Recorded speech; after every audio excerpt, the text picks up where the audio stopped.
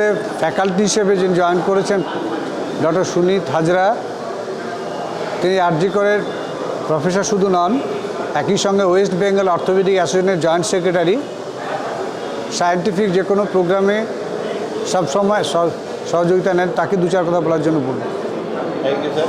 আমার মনে হয় বহরমপুর অর্থোপেডিক সোসাইটি এটা খুব বড়ো ইনিশিয়েটিভ। এই Baharampur orthopaedic society পেলভিয়াস অ্যাসেটেবল cadaver course পুরো ইন্ডিয়াতে ফেমাস। সব ইন্ডিয়া থেকে বিভিন্ন জায়গা থেকে ডেলিগেট এখানে এসছেন আর ফ্যাকাল্টিও এসছেন। তো তাদের মধ্যে আমাদের এখানে এতগুলো লাইভ সার্জারি কালকে হয়েছে, সেগুলো প্রত্যেকটা খুব সুস্থভাবে হয়েছে, তারা সেগুলো করে আমাদের খুবই ভালো লাগছে। আর আমার সবথেকে বেশি ভালো লাগছে ডেলিগেটরা তার খুব প্রশংসা করেছে আর এবং ডেলিগেটরা খুবই স্যাটিসফাইড। কালকে আমরা অপারেশনের পরে অনেকগুলো ক্যাটাগরি ওয়ার্কশপও করেছিলাম, যেটা আজকেও আছে, বোন মডেল আছে। যেরকম টিচিং ফ্যাসিলিটি দরকার যে কোনো বিগেস্ট ক্যাটাগরি ক্লাবে সব প্রত্যেকটা ফ্যাসিলিটি এখানে অ্যাভেলেবেল।